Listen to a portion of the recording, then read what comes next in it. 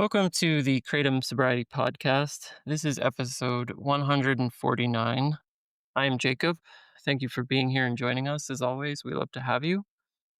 Before we get into introducing today's episode, I just wanted to introduce my new co host, who I'll let her give a more lengthy introduction here in a minute. But we have a new co host, Lily, who's joining us for the first time. Lily, welcome to the podcast. How are you doing today? Good. I'm doing really good. I'm excited to be here. I've been listening for a long time and can't believe I get to participate on the other end now. Yeah, it's great. We're always happy to get more co-hosts and people to share their stories as well as come on the podcast and help us with interviews. And it'd be great to have some more hands on deck and to get you to know you a little bit better. We're gonna let Lily give a little kind of synopsis of her story with Kratom here in a second and introduce her to you all here. But before we do that, today on the show for our longer form interview, which we'll get into after the intro, Charlie sat down with Kristen S. She has a very interesting story. We actually posted her two-part story, My Secret Addiction, on our website earlier this year, but she has relapsed on Kratom again since. But she's now got, or as of the time of her recording, she had 88 days, and that's her longest time off of Kratom. So we're really glad to see that. She's had a lot of struggle with quitting and staying off Kratom. She even served kratom at her wedding, so she'll give you all those details. It's a wild story Oh in a my sense, God. but a good story now that she's back on the right track. So we're looking forward to y'all hearing that. Yeah. Man, I think that it's important to represent relapse along with sobriety because unfortunately it's just part of the process. And whether you like it or not, whether it's the first time you try to quit and it comes back to you that week and you do that for a few weeks or a month or more, it's part of it. So I'm glad that we're representing someone, not that they just quit and figured it out and went on with their life, but okay, like I struggled and I came back to it and then moved on. It's good to represent those stories too, because you're not alone in that. If you're the one relapsing here and there, it's good to keep it in mind and keep trying. And yeah. Yeah, it's definitely good. Plenty of guests, myself included, that have a lot of relapses to talk about. So we'll let you hear that here in a couple minutes. Before we do, though, as I mentioned at the beginning, so I wanted to just give Lily the opportunity to take a few minutes, and we'll keep it short, to just give you a synopsis of her background of on Kratom and her story if you haven't heard it yet. So Yeah. take it away, So Lily. thanks. So, yeah, I'm excited to join this podcast on a deeper level. I've done two interviews by Jasmine before, and we had such a great time with her and I sharing our stories and her interviewing me. And it went so well. And I really enjoyed it and talking about it on a deeper level. This podcast has really affected my life. And it's the first thing that kind of gave me exposure to other people going through the same things in real time and gave me hope and different perspectives. And I just want to keep offering that to other people. I think it's important to keep spreading the word about the reality of kratom. I feel like when I talk about it in real life with people, there's two different reactions when I say, "Oh, I struggled with kratom addiction." They say, "What? I've never heard of that." And they stare at me with a blank stare like, "What are you talking about?" Or they look at me with really wide eyes and go, "Oh shit, that stuff's bad." So there's two responses. And I think getting the word out about it in different levels is going to be really helpful. But about me, I'm from Napa Valley, California, which is known as wine country. There's definitely a big normalized drinking culture out here. And I grew up on a vineyard. I worked at wineries. I poured wine. It was definitely part of my life for many years. I happily fell right into that culture. But I started questioning my drinking after a series of bad dates where I was missing some major red flags. And I thought maybe I would notice them a little faster if I was 100% aware of myself on those dates. And so I stopped drinking as a 100-day challenge just to see, oh, I'll just do a sober summer. And I ended up liking it so much that I never looked back. I'm coming up on 4 years of alcohol sobriety at the end of this month, actually. Oh, So wow. that's pretty cool. Congrats.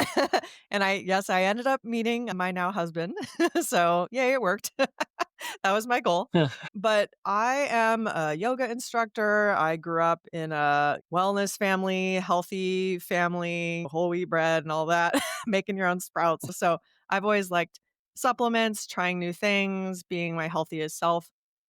I came from the wellness world. And so during my new sobriety, I fell prey to all the social media advertisements that were headed my way about alternative safe drinking, different alternatives for the sober mama, all this stuff. So Yep. I definitely fell prey to a couple of the wellness hacks that were sent my way. And I felt really taken advantage of during this vulnerable time of new sobriety and reaching for different things that I thought maybe would help calm my nerves before a date or maybe energize me when I'm feeling low, just different things. Yeah, summer of 2021 is when I was sober. And by that winter, I had started getting the ads for the little blue bottle, the Kratom kava drink, but it was just marketed as kava, as we all know how it got us first.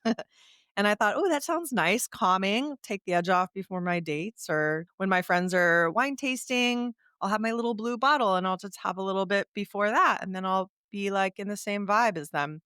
So, yeah, the thing is that it started out fine. In fact, it started out fine and dandy, and it did everything that it said it would to a T. Like, I was relaxed. I was also energized. I was talkative. It did all the wonderful things that it said. But it ended up going really badly. It doesn't stay that way forever. It's a very brief period of time. And what ends up happening is that you become hooked on that feeling that you got in the beginning and you think that you're just repeating that. But again, as we know, it takes more and more to achieve that. I'm a unique person in that I think that substances and tinctures and everything, I think it affects me a little bit faster. I think I'm more sensitive. And so I only had up to maybe a bottle a day or 1.5 bottles a day for about 14 months is the length of my use. And Yeah. it still had me by the claws and hooks. I was completely like, my mind was thinking, okay, when can I have this next? It started out as just a couple swigs of the blue bottle before a date or a party. And then it became, oh, after work, instead of wine at 5 o'clock, I'll have my kava drink. And Yeah. then it became, oh, like maybe I'll just bring this to work and it'll help lift my mood when I hate my work day. And I'll have some at 3 during that time when I maybe you would want coffee. And then the timeline kept moving earlier and earlier. And it's like, then it was 1 o'clock, then it was lunch break, then it was 11. And then when it started being like, I need to have some before I teach yoga in the morning. Oh my God. It got to this Yeah. point It goes where, fast. right? And it's just, for me, it was just a couple sips here and there. I wasn't downing an entire bottle first thing in the morning, but it was like that slow feed of I need some of this stuff. And it creeped me out, but it took a while for me to catch on. And by the time I was aware and people were pointing it out and it was becoming an issue for me, like I was way hooked already. And I tried to stop on my own, like quietly 2 or 3 times, and I could not make it past, I think, a day and a half without freaking out and reaching for it again. So I just wanted to give my perspective as a co-host from the wellness world, from the side of I didn't have that many and it still got me and it still deeply affected me for my lifetime. Now I'm in the sobriety world. I'm completely sober from all substances and I never thought that would be me. I loved to drink wine. I thought it was fun to smoke weed and I thought it was fun to Yeah. do things at events. And now it's just me and my brain 100%. Excuse me, 100%. Yeah. So, I know you mean there. yeah, so anyway, I just wanna give that perspective how someone like me who at the time, I genuinely thought that I was sober while taking this kava kratom tonic, and it was deeply affecting my brain chemistry and creating a strong addiction without me knowing it. and how serious it ended up becoming at even this low dose amount. I think it's important to spread awareness about the substance so that we get more than just the two reactions of what the hell are you talking about? What's kratom? And oh shit, that's bad. Like we need to have it be a word that's publicly recognized so that there's less stigma about this like secretive substance and also just to talk about it and warn people like everyone knows what weed does, everyone knows what alcohol does, but hardly anyone knows what kratom does and people should at least know what it does. So here I am, happy to help. All right. We're happy to have you, and thanks for giving that synopsis for those that may have not heard your chats with Jasmine in the past. So you'll be hearing a lot more from Lily in intros and with interviewing guests, and we're so glad to have her. I could probably respond to every single thing you said in your story there, but I don't want to create another interview in front of our interview, so I'll probably leave it there. But thanks again for joining me and for doing today's intro. And for our listeners, we're going to get you on to the interview with Kristen, and I think you're going to love it. And keep it creative free, everybody.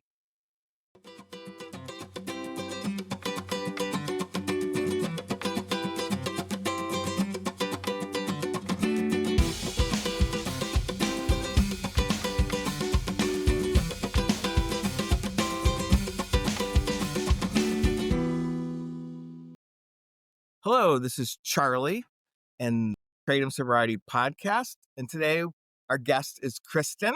Why don't you go ahead and introduce yourself? Yeah, of course. Hi, I'm Kristen. I'd like to consider myself a recovering misadventurer, part time hot mess, full time cat enthusiast, and figuring out life and sobriety one chaotic step at a time. Excellent. Nice to have you. And we've interacted before on social media. One of your essays, or several of them, are up on our website right now. Yes, how I accidentally got addicted to a wellness tonic, part Yes. 1 and 2. Before we get into that, what kinds of things do you do for fun? Let's see. I'm an avid runner. I've been running since 8th grade. I won't say how long that is, but I ran all through college, grad school, etc. I'm really into photography. I have a master's in fine art, which somehow led me to working in marketing. Don't ask me how, but it did. But I do love creating content. I enjoy writing, working out, being outside, the beach, cats, movies, music, just a little bit of everything. Yeah, lots of things to do in your free time. So, what is your Kratom quit date? So it is March 7th is the latest one. So 88 days, which is probably the longest I've been sober from Kratom. I've had multiple quits. I want to say like at least 5 lasting around the 30-day mark. So I finally got over that hump. Congratulations. Thank I know you. it's hard, and it's good to say it out loud because I think there probably are other people that are listening that are in the same boat as you. Yeah, connecting to people on Reddit, especially Facebook, actually, those groups have been really great. And I think you were the first one to mention to me. I know I'm jumping ahead of myself right now, but how there are people who have failed on Matt, and I am one of those people, but we'll get into that a little bit later. But you were like the first person that kind of made me realize that I wasn't the only one that failed at that. So thanks. You're We're not alone. You're not alone. Oh, no, we're a lot of internet strangers, but they're not Yeah, strangers anymore. yeah, that it is. This addiction has introduced many of us from all sorts of walks of life that probably wouldn't have otherwise met. So we have that kratom to thank that for. So Thanks, Kratom. why don't you tell us your first time you used kratom? Yeah, so my story starts out very similar to many other people's stories where I started by becoming sober from alcohol and I was sober for about 6 years on alcohol. I did have a little bit of a relapse, but I'm back on track.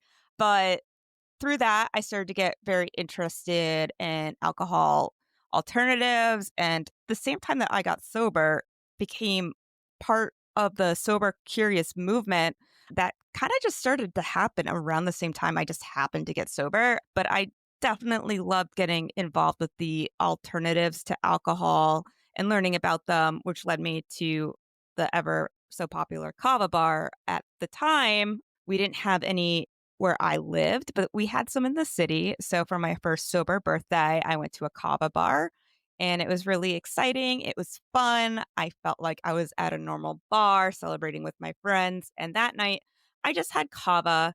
It was really fun. We learned about the bula and all that jazz. And at the end of the night, behind the counter, I saw something called, I think it was an extract called a stinger. And it was like, oh, energy, focus, you'll love this. And I was like, I love kava and I need energy and focus. So let me just get one of these to go. It was like $30. I was like, why is this so expensive, first of all? But I was like, it's my birthday. Treat yourself. So I bought it and I kept it in my bag for a while. And then one day at work, I just tried it. I had a little extra pep in my step, but I really didn't think anything of it. And I honestly forgot about it until the kava bars started to open up where I was. And I remembered how much fun I had at my birthday. And so I went and I learned about the kratom tea. So I would say probably even though I had the extract, I didn't really think about it again for a really long time. I would say the tea is what started to get me hooked. It started just casually as a once in a while type of thing. I brought home a growler. I cleaned my whole house. And I was like, this is amazing. I did some workouts on it and I felt fantastic. And I'm somebody who struggles with ADD. I struggle with my energy levels. So this seemed like such a blessing. It just felt like it was a tool I could add to my tool belt to be more productive at work, have better workouts.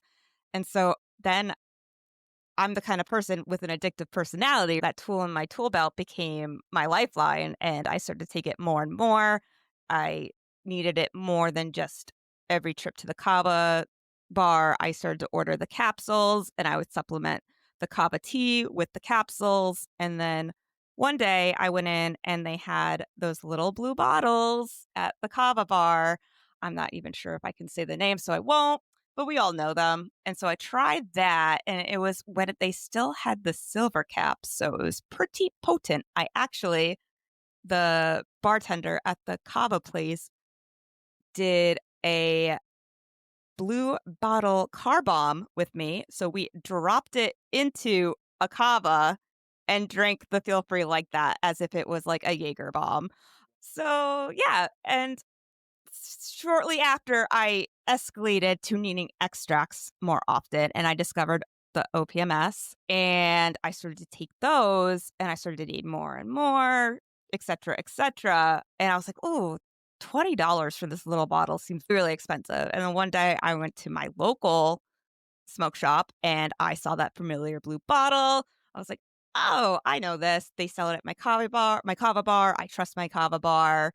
It's $10 and more liquid than the OPMS. So I'm going to be taking less in my head, I thought, and I'll be saving money.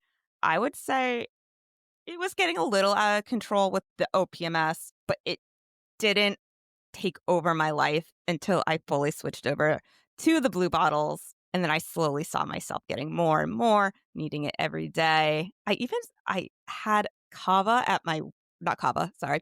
I had kratom at my wedding. I served kratom at my wedding. I had like tea behind the bar. I had feel freeze in the morning. And it wasn't until my honeymoon that I realized like I was spending like some money, but nothing crazy. But it wasn't until my honeymoon that I realized I had a problem because I withdrew on my honeymoon. So I experienced full withdrawal, the restless legs, couldn't sleep. I was in St. Thomas, so I don't know if I was sweaty or not. I was sweaty, but I don't know if that was just because I was in St. Thomas. Luckily, I really didn't notice it during the day, probably because I had no stress because I'm on my honeymoon. But it was at night when I couldn't sleep. And at first, I thought it was just like the room was stuffy. It's really hot. But then a light bulb went off and I realized it was the kratom. And I did what you weren't supposed to do. I took Advil PM, all this stuff to try to help me sleep. And it didn't work. And so I told my husband, I'm not going to touch the stuff again. We're done. but that only lasted about 2 weeks. I wanna say I didn't sleep for 7 days, but come my first like, we had a lot of weddings that year, so come my first wedding of the season, I just felt like I needed that to be social and to have the energy without the alcohol to let loose, and that just started the cycle all over again, except this time I was hiding it. And then my job, I got laid off because the store was closing and I was on unemployment. It was fine at first, but oh my gosh, I'm skipping ahead of myself. I skipped one of my quits. So I quit, I started again. I got on mat, then I lost my job, then I relapsed. Then I started a new job that did not pay me a lot of money because I was so bored being unemployed that I just took the first opportunity. And then I just kept on spending my money more and more on Kratom because it was also really stressful and didn't pay well. And so I would always have to borrow money from my husband, but he didn't know I was back on Kratom. And I told him it was because I didn't have any money because this new job didn't pay well. And eventually I did get a new job. It paid a lot better, but I still needed him to loan me money. So a light bulb went off. He's like, why am I still loaning you money if you have this new job? And I just had to sit him down and tell him, I've been hiding this from you, blah, blah, blah. I relapsed. I didn't know how to go about it. And to his credit, he has really stepped up and tried to learn as much about addiction as he possibly could. I remember I hid from telling him because one thing he told me that really struck me was like, if you ever relapsed on this, I would not even understand why. You know how bad it is. You know how bad the withdrawals are.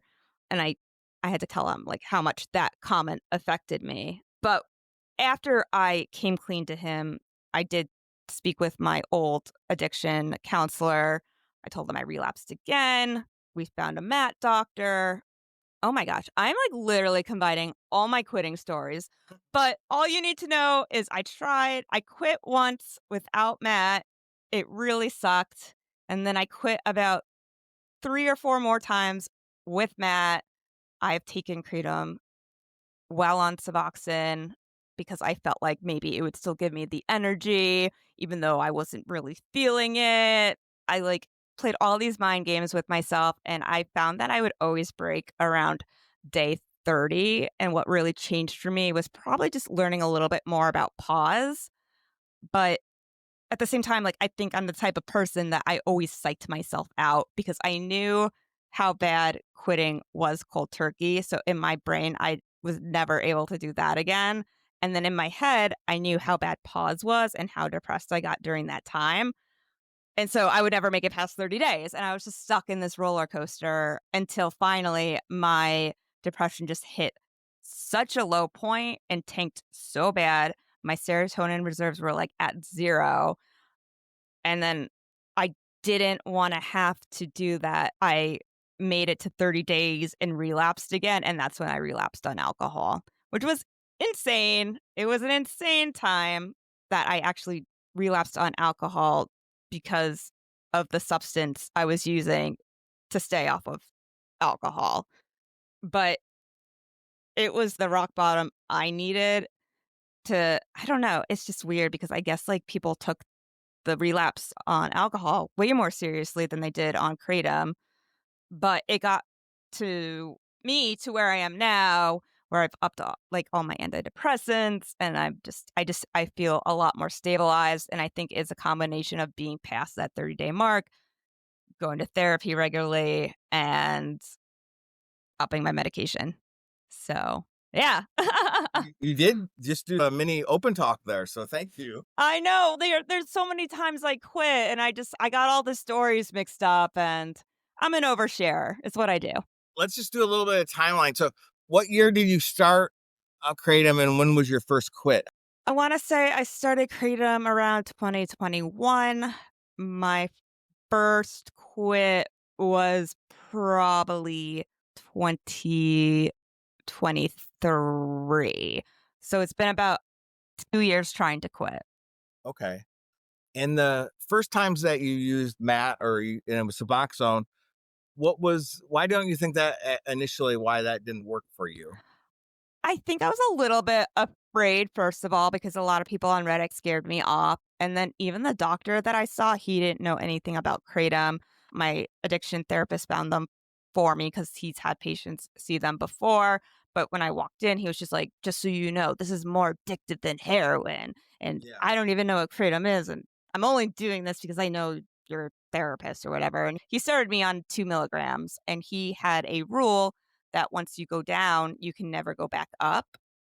So I didn't know that if you were feeling cravings, you should probably take a quarter more of a strip or tell your doctor that you're feeling cravings and he'll adjust. I just was like winging it and making up my own rules when it came to it. And then when I relapsed, sometimes I wouldn't take it at all so that I would feel it. And I was just winging it, honestly. It is So, really important to have a doctor that understands kratom, understands Suboxone, and then yeah, you don't want to be freelancing it. But now you are doing Suboxone, and yes. it is working for you. It is. So I went on QuickMD, and the doctor did actually know about Kratom, which was the biggest relief I've ever had. It was one of the first times I had a doctor actually know what I was going through. And he told me that I needed to be a little less concerned with getting off the Suboxone and more concerned with building up that sober time. And that really resonated with me. But at the same time, he just prescribed it to me, like, more than I needed because I told him I was only on 2, but he gave me, like, 2 months supply. So I started winging it yet again, but now the same doctor that prescribes my antidepressants is also in charge of my Suboxone, so we can just have it all be cohesive, and I have an actual plan to taper down, and I'm seeing them regularly, and it's much more married together and making sense this way. So, Yeah, and we have another interview with Dr. Grover. He talks about a lot of the nuances of using Matt and Kratom, and one of those big pieces is the self-loathing and the just mhm, about being using medicine for our treatment and internalizing all those messages on social forums and in some sober communities about how bad Suboxone is and that it's worse than heroin. If you're taking Suboxone, you might as well be doing Kratom, messages like that. mhm. If you internalize it, you can have that can be part of Yeah. the reason why you have bad outcomes. I will say I got a lot of that on Reddit. On Facebook, there is a specific group for people who are quitting Kratom that are using MAT. So that's been a great resource as well. So people will talk about like their dosing and any questions that they have about it. And that's a really great resource, even if someone's thinking about going the MAT route, because some groups don't even let you talk about it. So that's a Yes. really great resource. Yeah, that Facebook group is good. And Jacob is part of that group. How was your running affected all during this time? Did you keep running? I never stopped working out. It's always been my constant, but my workouts definitely changed. You get to the point where you're physically addicted. So you need it when you wake up. I need it every 2 hours or so. I was up till maybe like 10 bottles a day. I felt like I needed to have it to in order to do my workout. I couldn't do a workout if I didn't have it. But at the same time, if you have a little bit of kratom, it gives you that stimulant effect, which is what gives you that great workout. But if you have too much, you get a little bit more euphoric, you get a little bit more sleepy. So there would be times where I'd be training for like a 10K, and every week we would run the course, and I'd be running it with my husband, and I was still hiding my kratom at the time, and I felt like my body was literally giving out. Like I can't even describe it, like being in the middle of the summer running a 10K and just being like in a head fog, and it just felt like my muscles weren't working, and it was a really scary feeling, and I had to walk, and like it was worse than like feeling like you were too hot when you're running. Like I just literally felt like my body was shutting down, and I would still somehow try to run it. I was doing like 12-minute miles. My husband would be like, "What the heck? You're in shape. I don't understand what's happening." So I had some like really scary runs and workouts where I just felt like my body was gonna give out on me, or I was gonna collapse, or something bad was gonna happen. But then I would have a good workout and I'd be like, pretend that the other times never happened. So if you're doing up to 10 bottles a day, that means you're spending a lot of money. How did this affect your finances? It was terrible. So when I took the pay cut for the new job, I was literally sinking into this huge depression over money. Like I had just gotten married. My husband and I are living with our in laws. We want to get a house. And I'm literally just spending everything on Kratom. I started opening up like money line accounts.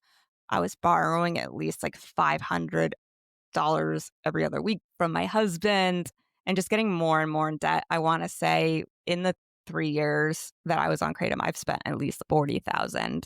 And that's realistically could have gone towards a house. Yeah. And I quit alcohol to get control of my life. So it just felt like Kratom took that from me. And then there was a lot of shame because no one likes to be poor, but also I was hiding it. I was lying. It was terrible. Yeah. It's weird that the explosion of Kratom has also come at the same time as this explosion of easy online credit, too. Yeah, yeah. Crazy. I said I've been sober for 88 days. I am still stuck in the loop of Money Lion just as I like rebuild my finances from the hole I dug myself in. So just because you stop taking it doesn't mean your life is back to normal right away. So If you're not spending your money on Kratom at the volumes that we were taking it, you'll eventually reap some benefits financially from it. So it does take a little bit of time. yeah, no, I'm looking forward to that. Yeah. How is your relationship with kava? Are you still using kava? It's not, that was part of your initial Yeah. experience. Occasionally I'll use it. To be honest, I am trying to lower my usage of cannabis. I am California sober. I have never claimed to be completely like substance free, but I was using cannabis a lot. And the reason why that built up too was because it was the only thing that would help with my nausea that I got from the kratom. So I was like coming home, taking edibles so I wouldn't throw up. It was just this crazy cycle. But yeah, occasionally I'll still have a kava, but it's like maybe like once a month or something. Just every once in a while. I don't have the same compulsion to drink it like I did the kratom. So, beyond the medicated assisted treatment, what sort of tools are you doing to stay off kratom? And obviously, you want to abstain from both alcohol and kratom. What are you doing? I think the biggest thing is transparency. And I know I come off as a very open book because I write about it, but I typically write about it after the fact, right? So just making sure that I tell my doctors everything. If I'm feeling a drop in mood, letting them know that something needs to be adjusted before it's too late. So just really just being hyper aware of my mood, being transparent and honest with everybody, and I've been going to therapy more regularly. I was doing it maybe like once a month, and I've been going once a week.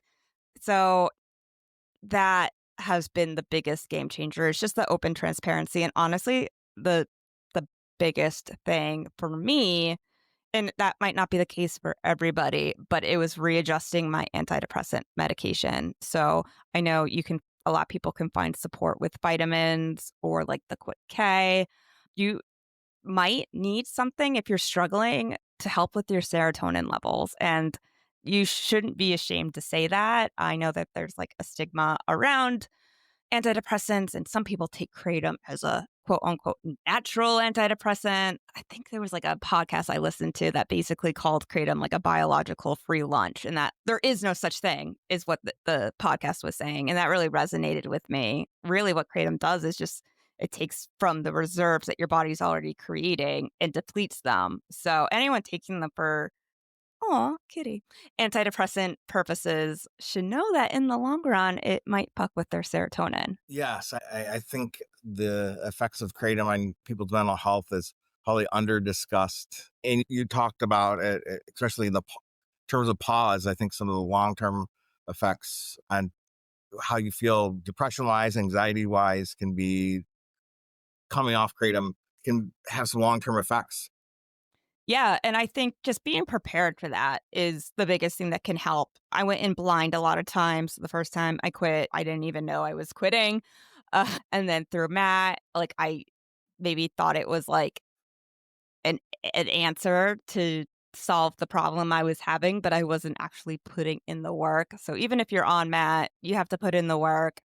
You got to be honest with the people who are around you and every day just try to be a better version of yourself. And if you need a little assistance, that's okay. Get it through your doctor and not with the blue bottle. Do you mind about talking about what led you back to drinking? Because, and I didn't mention this, the people are sounded like the people around you were more alarmed when you drank again. Yeah, that got a lot bigger reaction than me even admitting that I was addicted to Kratom because nobody knows what Kratom is. So I ended up relapsing on alcohol because I was having like really low, like I just felt I was in the midst of pause. My serotonin was so low and I just wanted something to make me feel better or take the edge off, but I didn't want to start the cycle of the 30 days of quitting kratom and relapsing again. So I was like, hey, I've been successful with quitting alcohol. It doesn't have this hold on me anymore. I'm just going to have this once to get through the day. But as soon as it like enters my system, I just become like a different person. And it turned into a 2-week bender and it was really hard. But I guess maybe having something that so many people understand is a struggle made them realize that I really needed help. So, in a weird way, it was a blessing because that's what got the ball rolling with upping my medication and just immediate intervention to help me. And that's sad, honestly, that that couldn't happen with kratom. But it's funny because I try to compare the two addictions and think about which one's worse. And I like to compare kratom to a long lasting depression that never goes away. But alcohol is like a panic attack where it's all at once, more intense, but then it's over. So they both suck, but they both suck for different reasons. Yeah, that was one of the things that I was surprised by because I had a lifelong struggle with alcohol. But when I didn't drink, I felt a lot better pretty quickly as long as I didn't drink. Whereas the kratom, I didn't feel immediately way better. So I definitely had a more longer mental health tail than the alcohol. I find alcohol way more destructive. Yeah, exactly. It would cause like immediate chaos in your life, but the long lasting effects of kratom. Pretty devastating themselves. Yeah, exactly. So, what do you want? Long lasting depression or a really bad, intense panic attack? Yeah. And if I understand right, so you turned to alcohol, but you didn't relapse on kratom. I did not. And it was because I got the help I so desperately needed because of the alcohol relapse. I definitely wouldn't recommend Yeah. going that route. It was quite embarrassing. Sorry for anyone I texted. Yeah, I never thought I would go back to it. And I even thought like maybe there was a voice in the back of my head that was like, maybe one day I could drink again because I am so in control of it. I haven't even thought about it for 6 years. But no, I became a different person as soon as it touched my lips. And it was like all the stuff I've been harboring about kratom came up all at once, all those feelings. And so then people really knew I was struggling, which I guess they needed to know, but not necessarily that way. You're at 88 days off of kratom. What are some of the good things that are happening for you? I love the fact that I am spreading awareness about it. It was so funny the first time I wrote my blog post, my aunt reached out to me and she was like, "Oh, that's so weird. We were just talking about it at the Boys and Girls Club that I work at and how to approach it if kids start taking it." And I was like, "Oh my God, that's amazing." She was like, "Yeah, I had no idea what they were talking about the whole meeting. But then you wrote this article." So just spreading awareness has been really helpful and a great thing for me. I'm finally like working out without it again and getting my energy levels back. And I just am just feeling like more like myself. I would take it for focus and to help me at work, but I couldn't focus because I was just thinking about the next time I would have another fix. I'm able to actually sit for prolonged periods of time now, not because my ADHD is better, but because I am not constantly wondering when the next time I'll be able to run to a gas station is. So I feel I finally, I'm not going to say the name, but I finally feel free. Yeah, just to clarify, we don't have a hard and fast rule here about brands. We try not to give them free advertising, and for some people it is a trigger. We do really try not to mention the blue bottles because that particular company is notorious for sending cease and desist letters I and know you warned me about that.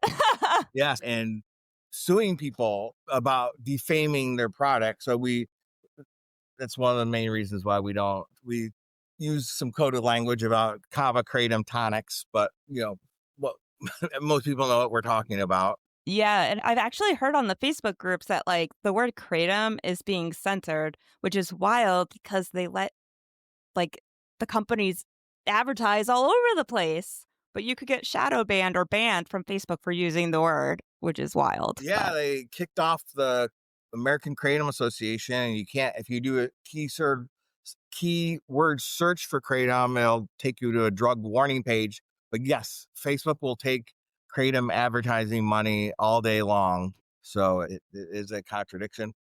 A, a couple things you did come from where you were embracing kava and kratom as a natural, holistic alternative. Did it take you some time to disabuse yourself of those? Because at first it did work, and you did have this great social benefit. You had kratom at your wedding. So was there a learning curve to walk away from that? I think when I had the relapse, not the relapse, I'm sorry, when I withdrew the first time on my honeymoon was the first time, and I was like, there's something else going on here. And that's when I really started to do a little bit more research. And I learned more about kratom and how it affects the opioid receptors. And I just dove in on like how it gets you addicted and learning more about it. And the sad thing is that when the blue bottles first came out, they didn't even say that it had kratom in it or the amount that it had. I was under the impression it had less than OPMS. But yeah, there was definitely a learning curve because like I embrace supplements. I still take a ton of supplements. I'm like, I love vitamins. But I started to realize I had been lied to. And it just made me more mad than anything. Yeah, it's really hard to describe it. There is something with the kratom addiction. There's this like betrayal, and even just Yeah. if you take the marketing out and the corporations and even the advocates, but at the beginning there was so much promise where there was this performance kick where Yeah. there was definitely like one of the best honeymoon periods with a substance where it was all upside and then ends up not being true. It's such a letdown. I truly thought it was a health supplement. And actually, I have a tweet here. I know you told me that Twitter was toxic with the kratom, and I definitely found that. But this one actually really struck a chord with me. This person wrote, I fell down the TikTok rabbit hole of people recovering from kava kratom addictions, and I'm stunned that people really consume mysterious substances that they bought at a gas station that are surprised by the consequences. And I was like, first of all, I responded and I said, for the record, it was also touted as a health supplement on many podcasts and sold at health stores. Energy without the crash, all natural, skip the booze, not the fun. Those are the taglines that got people hooked. And then she wrote, I think that's an IQ issue. Yeah. And I was like, I think it's a misinformation issue deliberately sent by the manufacturer, but to each their own. Was this initial tweeter, was she a pro kratom person, or is she just like people more of everybody's individual island and should take responsibility for themselves? I think she somehow got on the kratom quitting algorithm and was like just judging people for taking gas station heroin. Yeah. I didn't walk into a gas station and go, "Oh, what's this?" I usually see that weird stuff on the side of a gas station. I don't touch it. I approached it as more of a alternative to drinking, healthy supplement.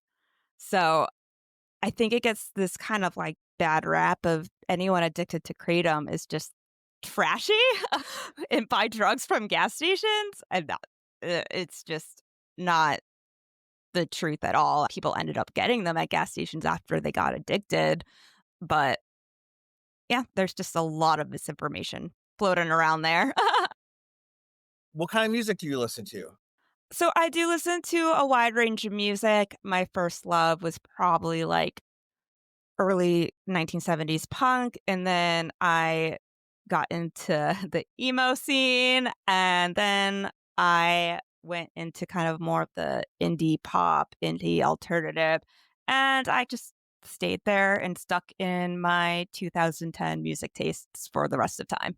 So I guess like my favorite bands would always be like the first band of each genre and each stage of music that I really connected to. So I really liked like the Clash and the Ramones, but then I loved Taking Back Sunday and Thursday, and then Modest Mouse and the Decemberists got me into the indie scene. So I think those first bands that got me to each genre that I love will always be my favorite.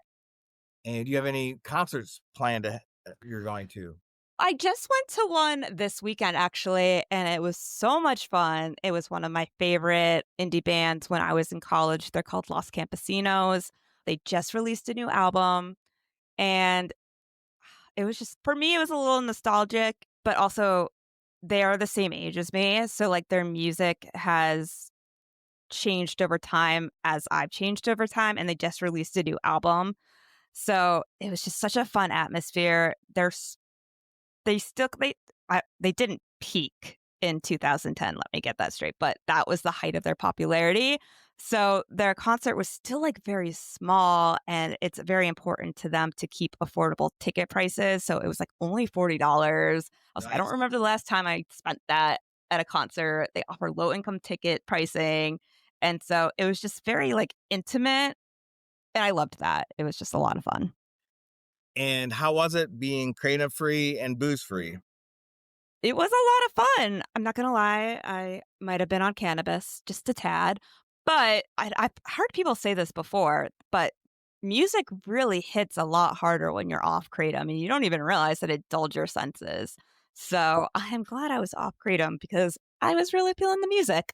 Yeah, that's a widespread side effect. Many people comment about when you quit kratom, music hitting stronger. And it's a phenomenon I can't quite explain, but there's something there because it's such a universal, such a common, ubiquitous kind of thing.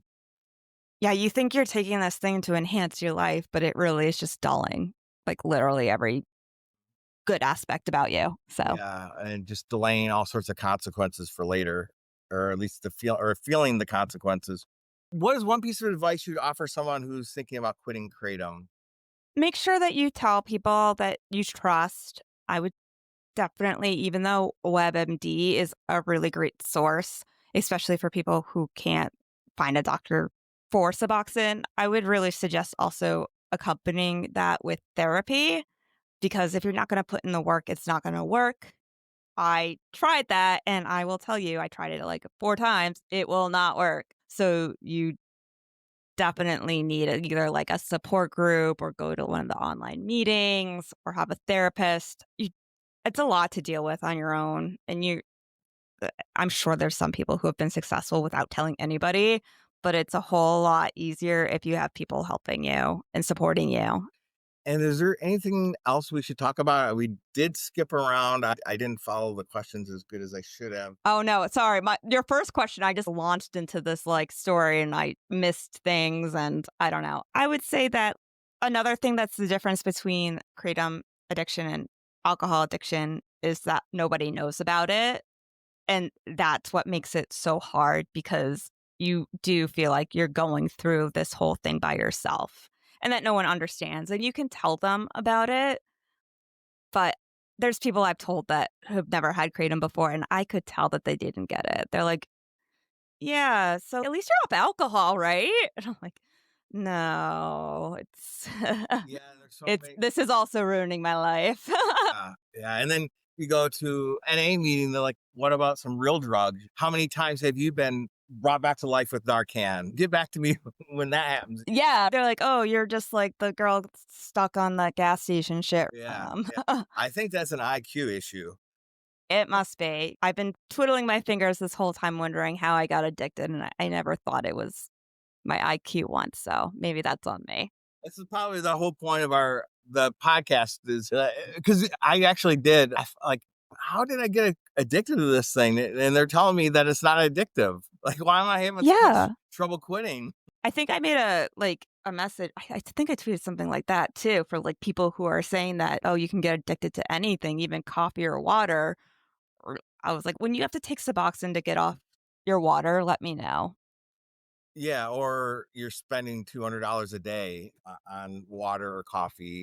Did you have any health side effects with taking that much kratom?